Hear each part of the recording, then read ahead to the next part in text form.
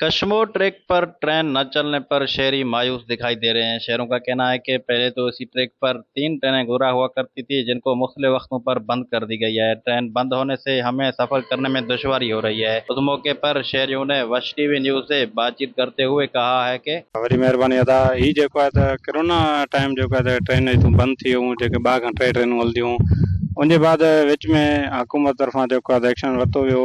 साल पहिरियां जेको आहे त इन ट्रेन हिकिड़ी ट्रेन खे बहाल कयो वियो, जंहिं उहा तक़रीबन हिकिड़ो महीनो हली। उहा बि माना वक़्फ़े वक़्फ़े सां ईंदी, हफ़्ते ते हिकु भेरो ईंदी। उनखे बि हाणे मुकमल तौर ते बंदि कयो वियो आहे। हिन वक़्तु किराया तव्हां ॾिसो था अरूज ते आहिनि, माना सस्तो सफ़र असां शहरी नथा करे सघूं। ऐं हिते जेको अमलो आहे उहो बि मतिलबु पगारूं त खणनि था, मतिलबु अचनि नथा हिते। ऐं हिते पटड़ियूं वग़ैरह लोह जूं हुयूं या हिते बोर्ड लॻल हुया, उहे बि जेके आहिनि हितां जा माण्हू जेके आहिनि नशाई माण्हू उहे खणी करे वेचे छॾिया अथनि। हिते मतिलबु को सार संभाल वारो न आहे।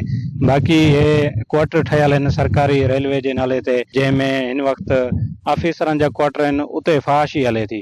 मतिलबु फहाशी बंदि नथी थिए। वरी उतां जा जेके मुलाज़िम आहिनि उहे क्वार्टर जेके आहिनि किराए ते ॾिनी वेठा आहिनि ऐं उन्हनि खां पैसा वठनि था। पोइ अॻियां जेके वेठा आहिनि उन्हनि जी मर्ज़ी आहे जेको छा बि करनि। अक्सर नशा आहिनि जो त हे ॻड़ा नशो बि हिते करनि, चोरियूं बि हिते करनि। छतूं ॾिसो हिन क्वार्टरनि जी छतूं वग़ैरह पटियल आहिनि। असां हुकूमत खां इहो मुतालबो कंदासीं त फिल फॉर नोटिस वरितो वञे। ट्रेन जेकी आहे उहे जेके बि ट्रेनूं आहिनि खुशहाल खान खटाका या ॿियूं जेके बि आहिनि उन्हनि खे बहाल कयो वञे, जीअं असां शहर जेको आहे त सफ़र आसान करे। लॉकडाउन खां पोइ हिकु वार वरी आई, वरी ट्रेन बंदि थी विया। ट्रेन जे लाइ कोरोना जे दौर खां वठी वरी बंदि थी विया। मुलाज़िम अचनि था, चोरी बि थिए थी, पटिजी बि वञनि था। हा, पटिजी वई आहे, खोड़ उजड़ी विया। माना हिन टाइम हले ट्रेन त मरम्मत वरी साॻी थींदी। हा, हिन टाइम हली न सघे थी। सेमण ते वेंदा हुआसीं, मुल्तान वेंदा हुआसीं, पीरनि ते वेंदा हुआसीं, कमाइण लाइ कोटिया वेंदा हुआसीं, बि वेंदा हुआसीं। हाणे ट्रेन नथी अचे, तंग हो तमामु। शहरियों ने आला हुकाम से मुतालबा किया है कि कशमोर ट्रैक पर एक बार फिर ट्रेन को बहाल किया जाए, ताकि हम आसानी से सफर कर सकें। कैमरामैन टीम शिरबाज खुशू के साथ वश टीवी न्यूज कशमोर।